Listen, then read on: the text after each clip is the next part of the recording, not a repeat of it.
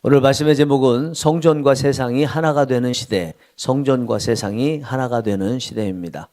사무엘 하와 열왕기 상하는 실제적으로 역사에서 일어난 일들을 기록하고 있습니다. 그 중에서 일부를 발췌한 것이 역대기죠. 역대기는 당연히 역사적으로 일어난 사실을 기록하고 있지만 정확히 말하면 역사적으로 일어난 사실을 직접 목도하고 기록한 것이 아니라 목도에서 기록했던 사무엘하, 열왕기 상하의 내용을 일부 발췌해서 기록한 것입니다. 그러다 보니까 모든 내용이 다 들어있지 않습니다. 그리고 그 내용이 보면 일부만 발췌했기 때문에 내용이 굉장히 급격하게 진전이 되는 것을 볼 수가 있습니다. 여러분, 지난 시간에 내용 기억하시죠? 다윗이 자기를 이어서 왕이 될 솔로몬이 아직 어리기 때문에 솔로몬이 왕이 된 다음에 짓게 될 성전 재료를 준비하는 내용이 지난 장에 있었습니다. 오늘 본문에는 그 뒤에 어떤 또 내용이 있겠지만 갑작스럽게 1절에 다윗이 솔로몬에게 왕위를 넘겨주었다는 내용이 나옵니다. 그리고 그 내용이 있으면 왕위를 넘겨줄 때 자세한 뭔가 거룩한 왕위식 뭐 이런 것들 있을 것 같은데 그런 내용 없습니다. 갑자기 내용이 레위인들에 대한 이야기로 넘어갑니다. 이제 솔로몬이 왕이 되어서 성전을 건축하게 될 텐데 그 성전에서 봉사할 레위인들을 지정하는 게 중요하죠. 그래서 레위인들이 몇 살부터 봉사자로 선택이 되고 그리고 어떤 일을 할 것인지에 대한 지정하는 내용이 오늘 본문에 나와 있습니다. 30살부터 뽑았습니다. 그리고 뽑아보니까 38,000명이 뽑혔습니다. 그 중에서 24,000명은 성전 안에서 제사장을 돕는 일을 했고요. 또 6,000명은 세상에서 관원과 재판관으로 일을 했습니다. 그리고 4,000명은 성전의 문지기로 일을 했고요. 나머지 4,000명은 성전 안에서 하나님을 찬양하는 악기를 연주하는 사람들로 구성이 되어 있었습니다. 오늘 본문 말씀 중에서 3절에서 5절입니다. 레위 사람은 30세 이상으로 계수하니 모든 남자의 수가 38,000명인데 그 중에 24,000명은 여호와의 성전의 일을 보살피는 자요 6,000명은 관원과 재판관이요 4,000명은 문지기요 4,000명은 그가 여호와께 찬송을 드리기 위하여 만든 악기로 찬송하는 자들이라. 이렇게 해서 뽑고 나서 보니까 이제 실제로 이들이 봉사를 해야 되잖아요. 실제로 보니까 인원이 너무 모자라는 겁니다. 왜냐하면 성막시대는 성물을 옮기는 일을 이 레위인들이 주로 했지만 성전시대는 고정적으로 하나님을 예배하는 곳을 지은 것이 성전이기 때문에 이 성물들을 옮기는 일이 더 이상 필요 없죠. 성막시대에 하던 성물을 옮기는 일을 성전시대에는 할 필요가 없습니다. 대신에 다른 부수적인 일들이 훨씬 더 많아졌습니다. 그래서 처음에 계획했던 30세 이상을 뽑으려다가 조금 더 확장을 해서 20세 이상의 나이의 레위인들을 뽑았습니다. 24절에서 26절입니다. 이는 다 레위 자손이니 그 조상의 가문을 따라 계수된 이름이 기록되고 여호와의 성전에서 섬기는 일을 하는 20세 이상 된 우두머리들이라. 다윗이 이르기를 이스라엘의 하나님 여호와께서 평강을 그의 백성에게 주시고 예루살렘에 영원히 거하시나니 레위 사람이 다시는 성막과 그 가운데서 쓰는 모든 기구를 맬 필요가 없다 한지라. 이렇게 성전이 지어지게 되면 고정적으로 하나님께서 임재하시고 하나님께 예배드릴 수 있게 되기 때문에 매일 아침 저녁으로 하나님께 예배 드리게 되었습니다. 30절입니다. 아침과 저녁마다 서서 여호와께 감사하고 찬송하며. 여러분, 이렇게 말씀을 들어보니까 성막시대와 성전시대의 차이를 느낄 수 있겠죠. 성막시대는 계속 성물을 이제 옮기면서 가나안 땅까지 계속 갔습니다. 그러다가 한 곳에 잠깐 또 머물게 되면 그곳에서 잠깐 제사를 드리고 또 옮기는 이런 모습이었습니다. 그러니까 성막시대의 주된 관건은요, 하나님께서 어디에 임재해 계시느냐, 이게 주된 관건이었어요. 때로는 구름 기둥 가운데, 때로는 불 기둥 가운데, 때로는 성막의 특별히 지성소 안에 임재해 계셨죠. 그렇지만 성전 시대는 하나님을 예배할 곳이 이 성전에 정해져 있기 때문에 하나님이 언제나 그 성전에 임재 계십니다. 성전 시대의 관건은요, 하나님께서 어디에 임재해 계실 거냐가 아니라 항상 임재해 계시는 그 성전에 내가 얼만큼 가서 하나님을 예배할 것이냐, 이것이 성전 시대의 관건인 것입니다. 오늘날도 그렇습니다. 우리는 성전 시대와 같이 하나님께서 언제나 임재해 계시는 교회 시대를 살고 있죠. 우리의 관건은요, 하나님께서 어디에서 임재해 계시느냐가 아니라 하나님께서 언제나 임재해 계신 교회에 얼마나 올 것이냐, 여기에 달려 있는 것입니다. 그런데 이 성전 시대가 갖는 그 성막 시대와 다른 더 중요한 의미가 하나가 있습니다. 그거는 성전에서 봉사하는 레위인들이 세상에서도 성막 시대와 다른 세상에서도 봉사한다는 것입니다. 4절입니다. 6,000명은 관원과 재판관이요. 성막 시대에는 레위인들이 성막과 관련된 일만 했습니다. 성전 안에서 제사장을 돕는 일을 했고요. 그리고 성물들을 옮기는 일을 했고, 또 백성들이 성막에 가까이 오지 못하도록 지키는 일을 했습니다. 그리고 하나님을 찬양하는 일을 했습니다. 이 성전 시대에는 성막 시대에서 하던 이 모든 일들, 그 중에서 성물을 옮기는 일을 제외한 모든 일들을 합니다. 그렇지만 성막 시대에 없던 한 가지 더를 해요. 4절에 뭐라고 그랬습니까? 레위인들이 세상의 관원과 재판관이 된다고 말씀하고 있습니다. 세상의 관원과 재판관이다, 이 얘기는 레위인들이 세상에서 어떤 자리를 차지한다는 거죠. 왜 그럴까요?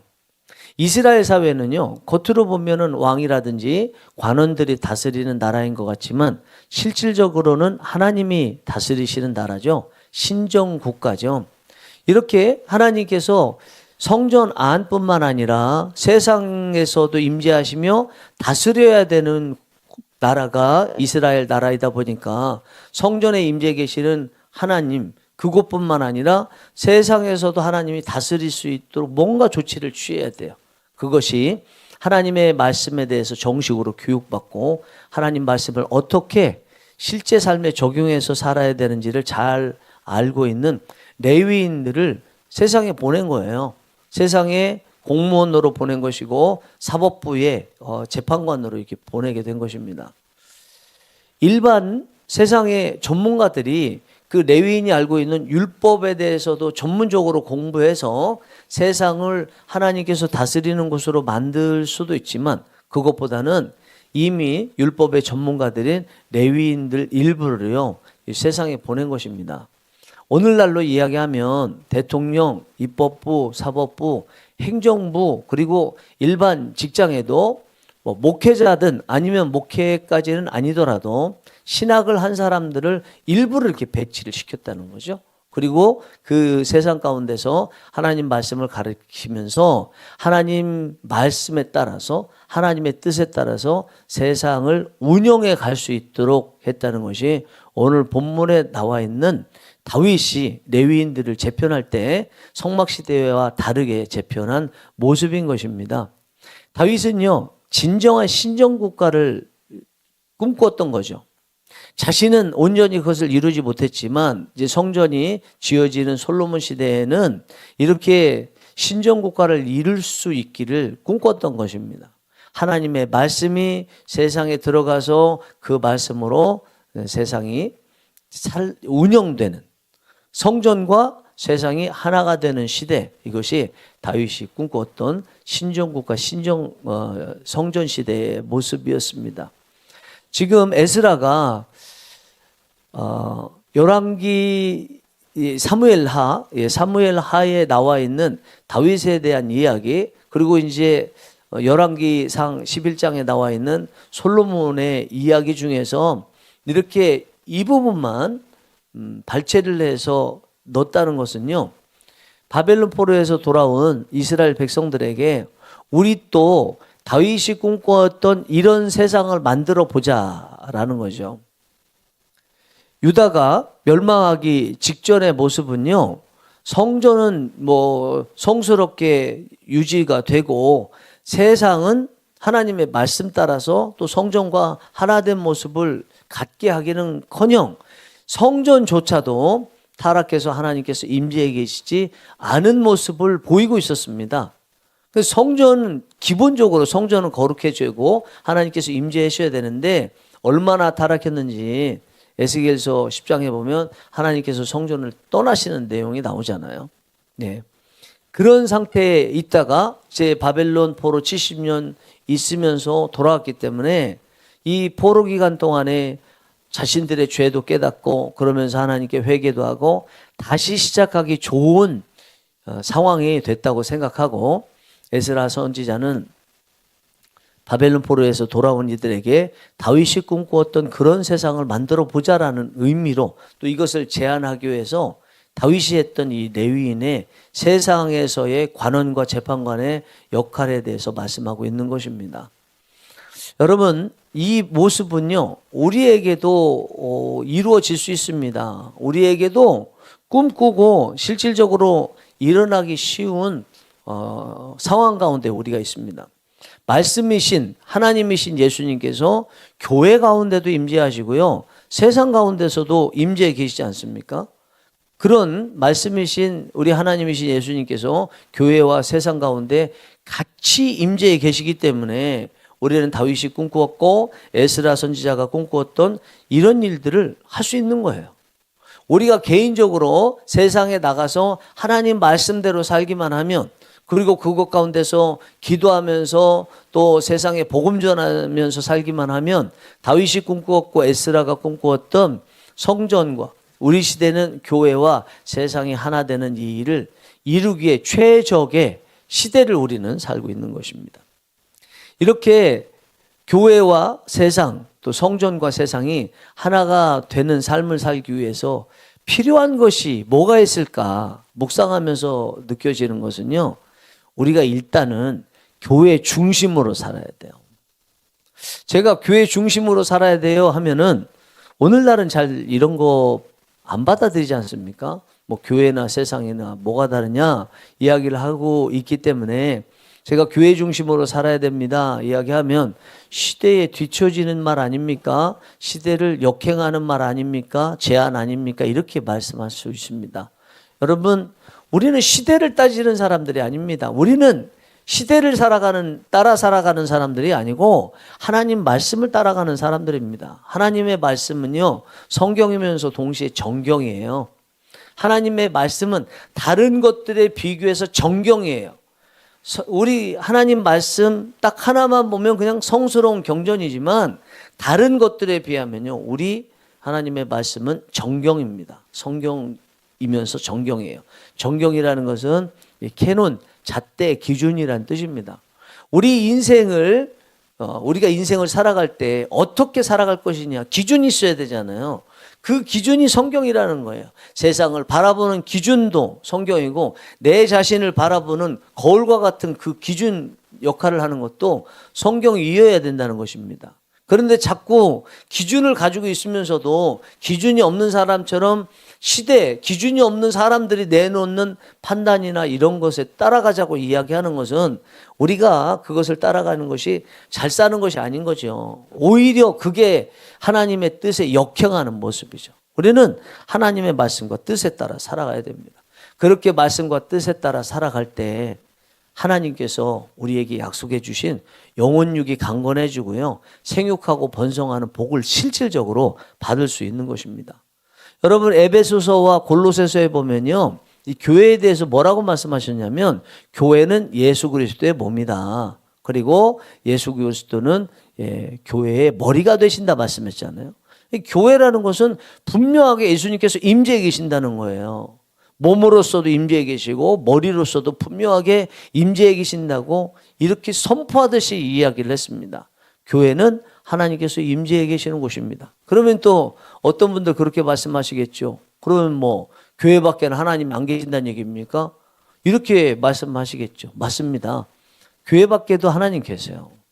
그런데 교회와 교회 밖에서의 하나님의 임재는 달라요. 여러분, 교회는 제가 에베소서와 골로새서라고 말씀드렸고 고린도전서에도 비슷한 내용이 있습니다. 그런데 이 고린도전서, 에베소서, 골로새서 말씀에 따라서 보면 교회는 하나님께서 임재해 계시는 곳으로 지정이 된 곳이에요. 하나님을 전적으로 예배하기 위해서 특별히 하나님께서 마련해 주신 공간으로 지정이 된 곳이에요. 교회 안에서 다른 일을 하는 것이 아니라 오직 그것만을 위해서 지정된 곳입니다. 이 교회 안에 봉사하는 그 일들은요, 다 하나님과 관련된 일만 하게 되었습니다. 봉사하는 사람들도 하나님과 관련된 일만 할 사람들로 다 봉사하게 되어 있습니다. 교회에서 하는 일 중에 하나님과 관련되지 않은 일을 하는 것은 보기 드물어요. 아주 드문 일이죠. 거의 다가 하나님과 관련된 일만 하게 되었습니다. 세상은 어떻습니까? 하나님께서 임재하시더라도 세상의 기본은요, 하나님이 안 계신 거예요. 기본은요. 그리고 그곳에서 하는 일은 세상 일이에요. 그리고 그곳에서 일하는 사람들도 세상 일을 하기 위해서 기본적으로 계시는 거예요. 그러니까 우리가 세상에서 막 복음 전하면 아니 이것이 기본적으로 세상 일을 하는 것인데 왜 자꾸 교회 얘기하고 예수님 얘기하냐. 그것은 잘 상황 봐서 해야 되지 않냐. 이런 얘기 하지 않습니까? 그렇습니다. 기본적으로 세상은요, 세상 일을 하는 곳이에요. 그곳 가운데서 하나님 일을 하는 것은요, 여러 가지 제약과 방해를 받을 수 있습니다. 그러면 하나님을 전적으로 예배하고 하나님 말씀으로 무장하고 하나님 말씀에 따라서 세상을 변화시킬 수 있는 그 가능성은, 그 힘과 능력은 어디에서 먼저 얻을 수 있겠어요? 어디서 수월하게 얻을 수 있겠어요? 세상에서 얻을 수 있겠습니까? 아니면 교회에서 얻을 수 있겠습니까? 교회에서 얻는 거죠. 교회는 전적으로 우리를 하나님을 예배할 수 있도록 만들고, 우리가 하나님으로부터 멀어졌다면 가까워질 수 있도록 만들고, 하나님의 자녀라는 정체성을 갖도록 만들고, 하나님의 자녀로서 세상에 나가서 승리할 수 있는 무기를 갖출 수 있도록 만드는 것이죠. 그러니까 교회는요, 영적인 무기고인 거예요. 영적인 훈련 장소인 거예요. 여기만 오면 훈련을 다 받아요. 훈련을 다 어느 정도 받으면요, 세상에 나가서 정병이 되어서 세상 일을 하는 그곳에 하나님의 말씀을 펼치고 하나님이 주신 무기를 가지고 세상과 사탄과 맞서서 필요하면 때로는 싸울 수 있게 되는 것입니다. 그런데 교회 없이 세상에 나가서 세상을 그 중심 가운데 하나님을 예배하고 하나님 자녀로 살고 하나님의 자녀로서 우리에게 맡겨주신, 누구에게나 맡겨주신 복음 전파의 사명을 교회 없이 감당한다? 어디에서 성도로서의 정체성, 하나님 자녀로서의 정체성, 그리고 하나님 자녀로서 싸워야 될 무기를 갈고 닦을 수 있겠어요? 그 세상에서 수많은 제약과 수많은 방해 가운데서 어떻게 그 일을 할 수 있겠습니까? 여러분 분명히 아셔야 됩니다. 교회는요, 양성소예요. 훈련소예요. 무기고예요. 여기에서 중심으로 와서 살지 않고 여기서 훈련받고 여기서 무기를 갈고 닦고 무기를 사용하는 방법을 모르면 세상에서 그렇게 살 수 없어요. 물론 우리가 세상에 가서 하나님 부르고 큐티하고 말씀 보고 또 기도하고 하면 하나님께서 함께 하시죠. 그러나 여러분들이 세상에서 직장생활 하는데 예를 들어서 10시간 직장생활 하신다고 치면, 요즘에 8시간인가요? 8시간 직장생활 한다고 치면 그 8시간 중에서 하나님을 위해서 시간을 할애하는 시간이 얼마나 되십니까? 그 아주 일부 아니에요? 어떤 분은요, 1초도 안 낼 거래요, 1초도. 그 가운데서 무슨 하나님을 만나고 하나님의 뜻을 알고 하나님 자녀답게 당당하게 영적인 싸움을 하면서 살아요. 그러나 교회에 오면은 본인이 원하든 원치 않든 기본적으로 듣는 거, 보는 거, 그리고 하게 되는 모든 것이 하나님과 관련된 일을 하잖아요. 본인이 의도하지 않아도 몸에 배잖아요. 그런 상태에서 무기를 가지고 또 훈련되어 가기 때문에 세상에서 순간적으로 나오는 것이 여기서 훈련받은 것들이 나오지 않습니까? 그러면 성전과 교회와 세상이 하나 되기 위해서 필요한 게 뭐겠습니까? 교회 중심으로 사는 거예요. 틈만 나면 교회 오는 거예요. 교회 와서 예배 드리면서 은혜 받고 내가 하나님 자녀답게 확실하게 다시 한번 세워지고 또 훈련해서 또 세상에서 나와서 승리할 수 있는 무기를 갈고 그 무기를 가지고 싸울 수 있는 훈련을 하도록 하는 거예요. 그게 될 때 세상이 변화가 돼서 교회와 세상이 하나가 될 수 있는 것이죠. 기본적으로 교회 오기만 하면 하나님의 자녀로서 살아가고 하나님 자녀답게 훈련받고 할 수 있는데 왜 어렵게 세상에서 하지 말라고 막 압력을 가하고 있는 세상 사람들과 세상의 가운데서 그 가운데서 하나님의 자녀답게 산다고 이야기하냐고요. 그렇게 하려면 언제나 할 수 있는 교회 안에 오셔야 돼요. 교회 중심으로 살 수 있어야 됩니다. 여러분들께서 교회 중심으로 살고 싶어도 교회가 교회답지 않아요 라고 말씀할 수 있을 것 같아요. 교회가 정말 교회답지 않아서 하나님 얘기 별로 없고요. 또 훈련받을 수도 없고요. 내 교회 가서 나의 무기가 장착될 수도 없고 무기를 갈 수도 없습니다. 이렇게 말씀하실 수 있을 것 같아요. 참 목회자로서 안타까운 일이죠. 그러면 저는 그렇게 말씀하시는 분에게 더 말씀드리고 싶어요. 더 교회 중심으로 사시라. 그 교회가 교회답지 못하다면 오히려 여러분들께서 교회에 자주 오셔서 남들이 안 보는 시간 철야 때도 오셔가지고 교회가 교회답게 해달라고 하나님 앞에 기도하셔야 되지 않겠습니까? 라는 것입니다.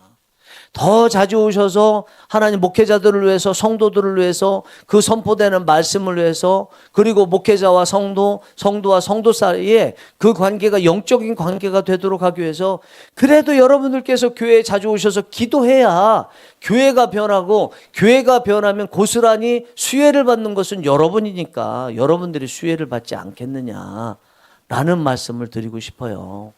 지금 상황이야 정말 안타까운 상황이 맞습니다. 그렇지만 그 안타까운 상황을 극복할 수 있는 것도 우리가 할 일이죠.